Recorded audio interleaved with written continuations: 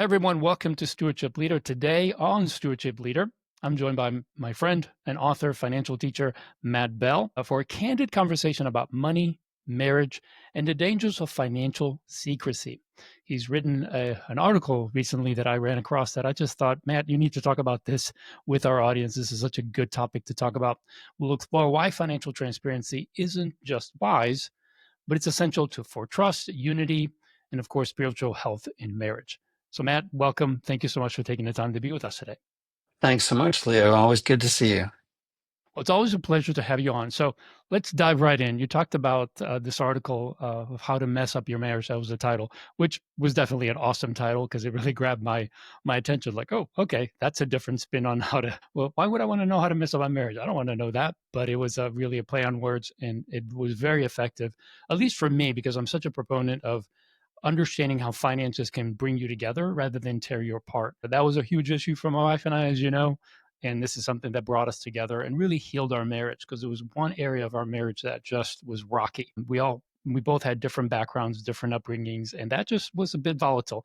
So you talk about this topic of marriage and finances and how to blend it together and how to keep the secrecy out of it and all of that. So let's just open with the article. You said in the beginning of the article that you had this sense of disorientation. That you were watching I think, a documentary. What was it about the segment on financial infidelity that shocked you the most? Because this is something that I think would really grip our audience as to how we look at this and how marriage plays such a huge part in our finances. Sure. Yeah, it was just a matter of fact way that these hosts engaged with a research study that they were talking about. It was a study about so-called financial infidelity, where husbands and wives are kind of keeping secrets. And you see these surveys from time to time, and the numbers may change, but they always seem to paint this picture that there are quite a few couples out there where secrets are being kept. And so that wasn't so surprising because I've seen those studies before. But what really got my attention was how the hosts reacted to this research. They were not surprised by it. Again, I wasn't either, but they agreed with it. They were Mm. saying, this is a good thing, that this is healthy for marriage to keep secrets, that people need some autonomy in marriage. And so they weren't just, not surprised by the study's findings that there's a lot of secrets being kept in marriage, but they were affirming the studies. And that's what made me feel like a stranger in a strange land. Yeah. Well, I so agree. And you shared some stats. So one of those was that 71% of married Americans keep spending secrets. That's a huge amount of people. Why do you think financial secrecy has become such a normalized part of marriage today? It could be for several reasons. One, it could be that as a couple came together in marriage, maybe they weren't really talking that much about money. They weren't doing things to be intentional about creating financial unity and oneness in their marriage. It could be that there was some shame about it, that maybe they were bringing some secrets into marriage, usually about debt, for example. That's a pretty common secret apparently within married couples. And so they may have some shame about that and wanted to keep that very separate and private to whatever degree they could. There could also be addictions involved. Some people do have spending addictions, and there too, that's wrapped up in the shame and secrecy aspect of this. And so they may just want to keep that from their spouse, seemingly for the good of the marriage, but ultimately, long term, that's typically going to be found out, and it's typically not very good for a marriage. Yeah. And it will affect them both financially eventually, right? You also write Yeah. that many couples who end up divorcing over money or living separate financial lives. What are some early warning signs for couples that might indicate that they're drifting into this dangerous area? Yeah, and that is a very interesting and very important point. I wrote a book about money and marriage a number of years ago. It's going to be republished and updated next year. And in that research for the book, I talked with a number of divorce attorneys, Christian divorce attorneys, and they said that when money is an issue in a marriage, it's typically that one of the spouses was keeping secrets from the other, and they were living this kind of secretive financial life that eventually is discovered. And by that time, not only had a lot of financial damage been done, because usually there's a really seemingly insurmountable amount of debt at that point, but now trust has been broken. So now the person is wondering, and the other spouse is wondering, well, can I trust this person in other areas? Are there other secrets that they're keeping? So it's just a really harmful thing in marriage to keep secrets from each other, financially or otherwise. Yeah, this reminds me of a story, something that happened to my wife and I. We had moved to Texas in 2000, And one of our neighbors, literally, I opened the truck door to start unloading the truck, and this guy's literally standing at the bottom of the truck as I went in to grab the first piece of furniture. And his name is Matt, and It wasn't same me. name as yours, coincidence.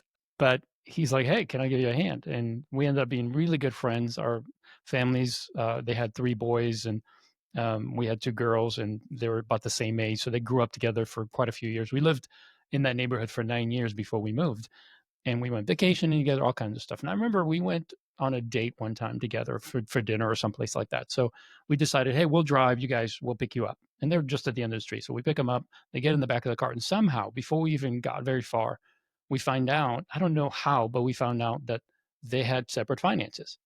I have no idea why the conversation even started or how it started. But Natalie and I just had this like pause and looked at each other. Like, you're what? We didn't say anything. We didn't want them to feel bad or anything, but we thought, wow, why? Why? And I hate to say it, but just a few years later, they divorced. And I think that was just one of the indicators that for Natalie and I, as we look back and say, that was a very clear moment for us to say, these people don't trust each other to the degree that they should in their marriage. And I Yeah. think that finances is one of those intimate things for us because it's so tied to our emotions and what we want in life and the lifestyle we want, the things we wear, the car we drive, all these things are connected emotionally. And yet when we don't let our spouse into that or we intentionally keep secrets, that could be very damaging. So um, the other thing that I wanted to ask you is, especially from a spiritual standpoint, what's the spiritual, cost of financial infidelity? How does it erode the trust and unity God intends for marriage? Yeah, it's huge. I mean, I think it's fair to say that men are called to be the spiritual leaders in the household. And so men are called really to set the tone. And so if the man has some secrets, it's never too late to start disclosing and to come together in humility and to say, hey, I do feel convicted about this. I've been praying about it or talking to a friend, and I just feel convicted about this. And so I want to bring this into the light and I want to bring this to your attention. I'm sorry, there should be some apology involved in this, and then a real heartfelt desire to go forward together. So it's definitely a spiritual issue because when you think about it, the core, the starting point, I think you would agree, Leo, with biblical money management is the acknowledgement that it all belongs to God. That's right. All of the resources we've been with have been entrusted to us by God, a loving Hmm. Father who cares for us and wants to help provide for us and such. And so that mindset, that heart attitude that it all belongs to God, we're stewarding, we're managing the resources He's entrusted to us. And now, as a married person, I'm stewarding this person who's been entrusted to me in love. And all of that, I think, leads to a certain sense of humility and a certain sense of wanting to be unified, wanting to be about the best of the other. And that just points toward transparency. It points toward teamwork. It points to the humility to say, maybe I've made some mistakes in the past, but going forward, I want to come together on this and come and get on the same page with you on this because of my relationship with Christ and because I love you. Yeah, that's great. Yeah, fully agree. You also advocate full disclosure before marriage and complete financial transparency after marriage. So, Mhm. what does that practically look like for couples, especially those that are just starting out or those that may already been separated in their finances? So if someone's just starting to date somebody, that's not the time to, open up every detail of your financial life. But as things take a more serious turn, as it looks like it may be headed toward marriage, that is the time before you get married to start to talk about some of the details of your financial lives. How much does each of you earn? Yeah, How much do you have in savings and in investment accounts? And how do you invest? And yeah, why do you have this much in savings? And then debt is a really big issue. It's a very common thing for people to have debt. And so to talk about not only how much debt you've got, but what types of debt and what led to the debt. So was it, a purchase of a home? Was it education debt? Or was it simply overspending? And it isn't like if somebody has a lot of debt coming into marriage, they're now disqualified from marriage. But I think if a person has a lot of debt and it's consumer debt, I think hopefully you'd want to see that there's a change in behavior there before you do get married. You don't want to come into that and continue those habits that led to that. So that's really important to have those sort of honest, detailed conversations before you come together in marriage. And then after marriage, I'm a huge fan of ongoing financial transparency.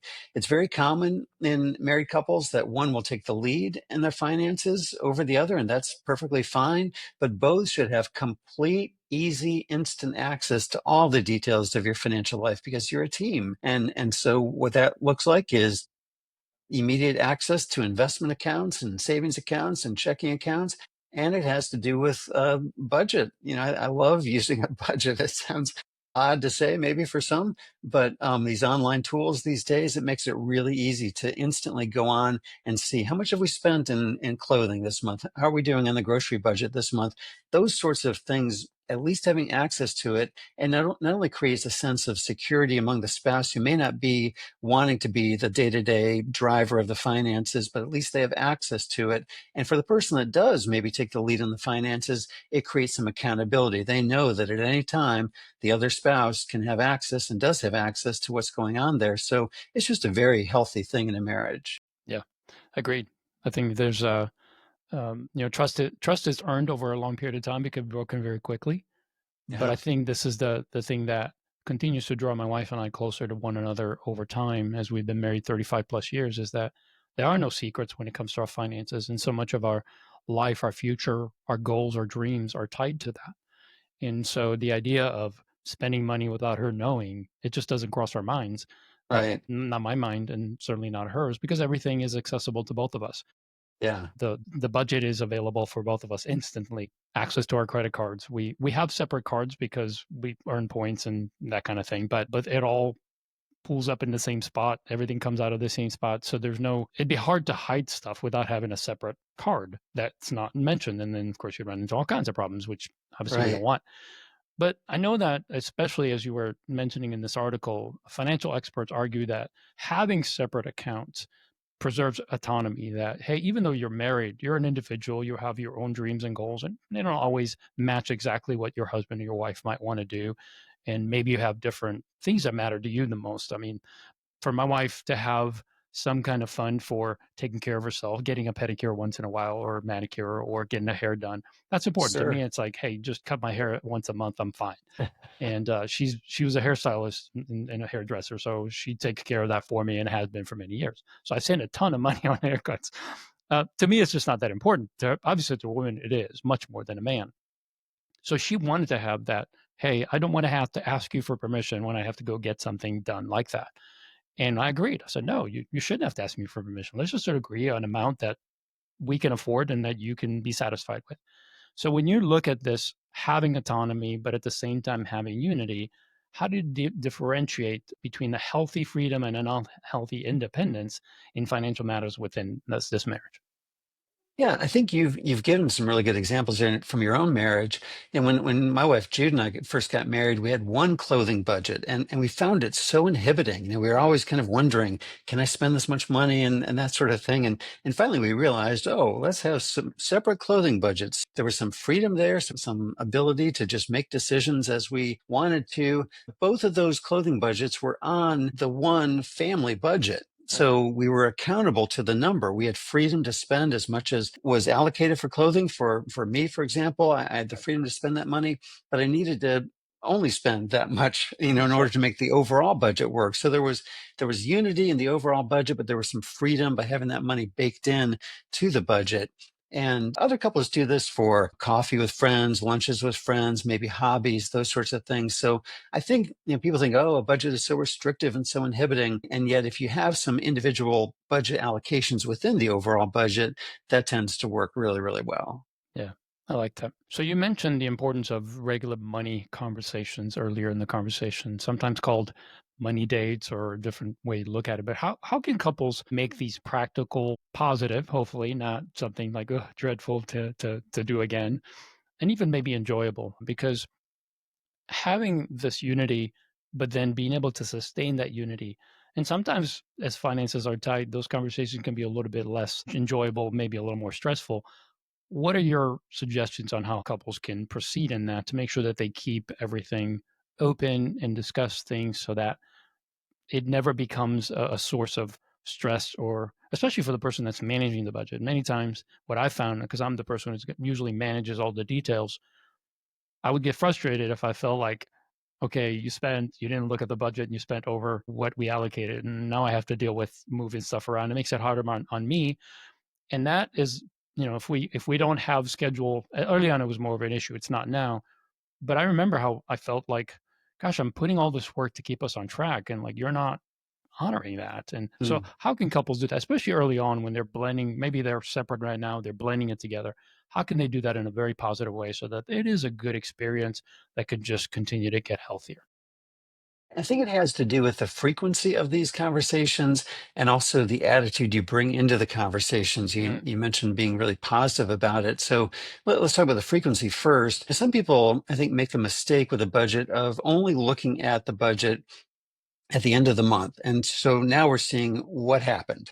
Instead of, a phrase I really like is managing to the number. And that requires ongoing knowledge of what's happening in particular budget categories. And it requires ongoing conversations about it so that you're not caught off guard and all of a sudden it's the end of the month and now you've made some more significant mistakes in essence in spending. So, let's not just save the conversation for the end of the month. I mean, end of the month is a good time to review, but throughout the month, it's just great opportunities to be talking about it regularly. It's really just the flow of conversation. So, especially if there's a bigger purchase that might be wanted, definitely to be talking to the other spouse about it. But to have these, as you said, these dedicated money dates where we're going somewhere, usually helpful to get out of the house, go to a coffee shop or someplace where you can be kind of out of the current home environment where you've got a little bit more maybe even unbiased environment there, and just talk about how are things going, and let's take a look. Let's have it be a fact-based discussion, not just I think we're doing this, I think we're doing that, but let's actually look at the numbers. How are we doing? Usually if too much has been spent in a category, either the person has not been proactive enough in managing that budget category, or perhaps it was just unrealistic. And so we need to come together and say, a family of five can't eat on $200 a month. That's just unrealistic. And so we need to come together and decide to allocate a more appropriate amount and find the money somewhere else. But we're making those decisions together. And then the other thing is, as I said, the attitude, and you touched on this, have it be a really positive environment. I think people often hear the word stewardship and they think of that as this heavy burden or responsibility. But I think it starts with the realization that God has entrusted us with these resources and He's wanting us to use them for His purposes and according to His principles. And just as we experience in life, the Bible clearly conveys that as we're wise in managing the resources entrusted to us, we'll be entrusted with more responsibility, more right. opportunity. And so to bring that positive attitude to say, hey, maybe we've got a surplus this month. What do we want to do with that? Is that for added savings? Is that for helping to speed up the process of getting out of debt? Is that for some spontaneous giving where we can just go and be a blessing to somebody? That's really fun. And so I think attitude matters a lot. This isn't oh, we're going to catch the other person doing something wrong and let's, sharpen the pencil like Scrooge and, be really obsessive about things. Let's see this as an opportunity to manage it in really positive ways. Yeah, I like that a lot. One of the things that I recognize is my wife and I, we like to travel by car. I know that these days everybody wants to do it quick, but at least once a year, we'll take a trip where we're in the car for hours at a stretch. And usually it's driving to visit parents or family members that are at least a few hundred miles away. And that gives us the ability to have these deeper conversations, and it gives us an opportunity to dream, to really talk about some of our long-term goals, how we're doing.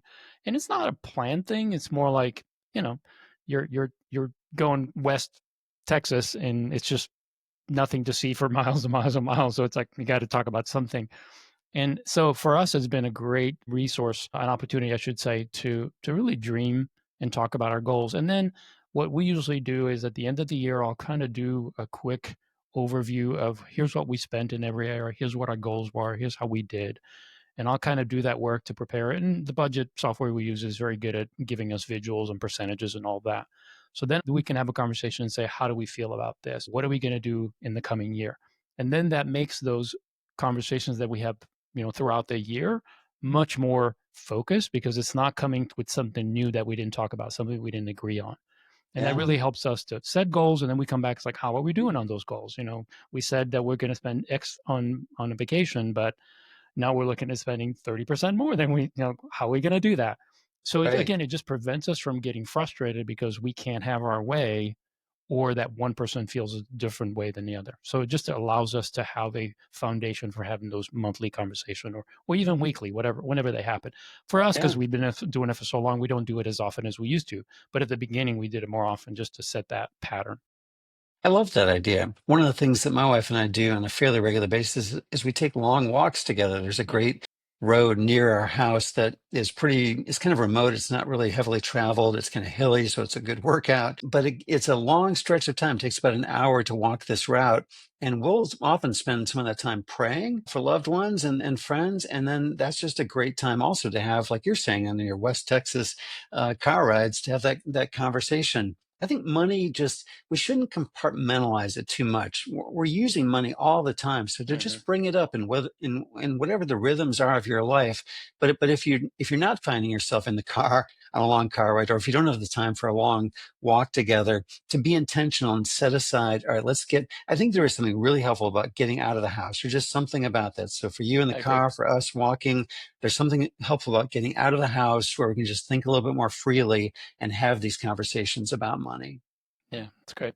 So let's switch gears just a little bit about, focusing a little bit more on the budget. What role does technology, like online budget tools, play in creating financial transparency and accountability in marriage today? Do you think digital tools help or hinder financial unity in relationships?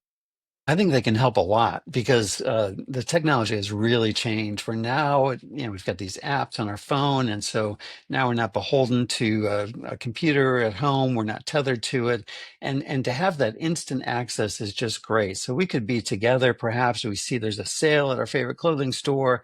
We can take a look at our budget right there in the car before we go in and see if we've got some extra money to spend that day. That's right. So I think it just makes access to the information you need to make knowledge-based, fact-based decisions so much easier. So, if someone is not used to using a budget, I would take some steps leading up to that kind of technology. I like paper and pencil to start. I mean, that might sound archaic, or even the envelope system. That might sound like something grandma used to do. But they can be really tangible, great hands-on ways to get acclimated to budgeting. And then you can move toward this electronic system that again just brings the convenience factor to a whole new level. Yeah. And I think younger people will gravitate to that anyway. But like Matt said, I think anything that works for you. I always tell people when we're teaching this, start with a model. We're going to teach you a system. And maybe it's Excel, maybe it's an actual software. We may recommend a few things. But at the end of the day, everybody is a little unique on how they want to do things. I like it all electronic. I use a debit or a credit card for everything. I don't use cash. If I have cash, I hang on to it for months. So it's like Yeah. cash in my wallet, not useful because I'm never going to spend it. So maybe that's a good way for me to save is to just keep compiling it and then the wallet gets fat. But then I take it to the bank and drop it in there and use a debit card to spend. So again, how are we really wired? Do we really like the hands-on, right? Because I know that when I hand over the cash, it's a little bit more in pain felt when I let go of it. And maybe that will help me to curb some of my spending. In certain areas, we recommend that. Like if you know you're going to go over in your clothing budget, take it out in cash and then stop. Don't use debit Yeah. or credit when you're using it. So there Right. are tools that we can use, and I love the variety we have, and I think those are great. But again, as Matt said, use whatever works for you, even if it does mean pen and paper. We did that for the first 9 years, just pen and paper every month. Everything was transaction written down and calculated with a calculator. Because again, back then we didn't have as many tools, but I'm grateful that we have them today. Yeah, and a budget in general, whatever form you use, and I like to say that the best budget tool is the one that you will actually use. That's right.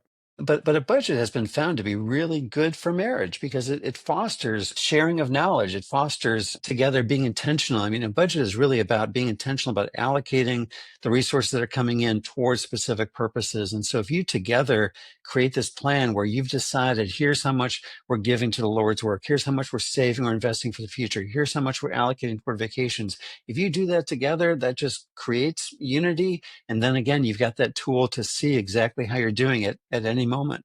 Yeah, love it. All right. As a final question, if couples listening today realize they've been living separate financial lives, what's one first step that they can take toward financial oneness and building or rebuilding that trust?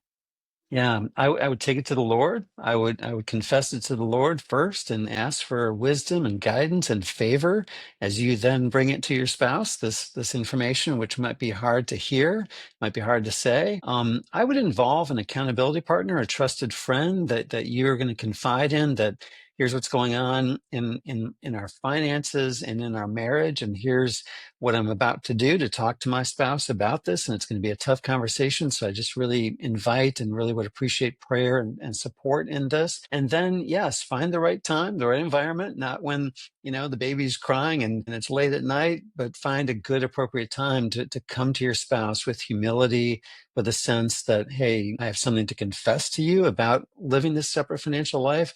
That's not my heart. That's not my desire. I may need some accountability in this, but there's an apology involved. And then there's a commitment to going forward and to rebuilding the trust, because it won't be just a financial issue. It's going to be a matter of rebuilding trust, and that may take some time. But that first step is the hard step of where you're going to acknowledge the situation, the truth of it. So bathe it in prayer, have an accountability partner praying for you and with you, and then come to your spouse in humility. And I have to think that it may not be wildly enthusiastically received initially, but I think long term, I know long term, it's going to be really, really good for your marriage.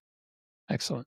Well, Matt, again, thanks so much for taking the time. I appreciate your constant creative way of speaking into this area of money and marriage and raising children. You've written books on these topics. And so let us know, let our audience know how they can get a hold of you and learn more about what you're doing and how they can maybe benefit from that. Sure. So there are two places. My day job is with a Christian company called Sound Mind Investing. There's a lot of content that's freely available to anybody. You don't have to be a customer of Sound Mind Investing, but soundmindinvesting.com. We write about family related issues, whether it's marriage or raising kids and bringing money into those conversations on a regular basis.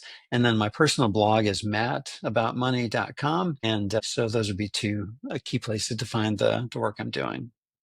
Great. Well, we'll add those details in the show notes so that if you want to link to Matt's website, learn about Sign Mind Investing, you can do that. Again, thanks, Matt. Appreciate you being here. Thanks so much, Leo. Really appreciate the opportunity. And I want to thank you for joining us for this podcast. I hope it was beneficial, helpful, inspiring to you, and I hope the content really blessed you. If it did, would you do us a favor and just share it with another church leader, maybe a family member, someone that can also benefit from the conversation? And then, of course, check out everything Matt's doing. We hope that will bless you. I love getting Matt's emails. I get two a week, one midweek where I get to read what he's read, what he's written, the blog for that week, and then also a resource that comes on Friday that gives me a broader perspective on everything he's researching and he's pulling from different resources. So he really is doing the work that I don't have to do. I could just read it and get like a education on finances and a refresher every week. So I love that. And if you're a church leader looking to grow a culture of biblical stewardship and generosity in your church, Stewardship Network is here to serve you. Through our free resources, teaching videos, the podcast, and a growing community of stewardship leaders, CSN exists to help you lead with clarity and confidence. So let us come alongside you and help you to do that. You can find us at christianstewardshipnetwork.com. We have resources, we have a membership, we have videos. We're just here to teach and to help train church leaders on how to speak on this topic because it's such an important topic as you've learned today. So thank you for joining us. We look forward to seeing you next time on Stewardship Leader.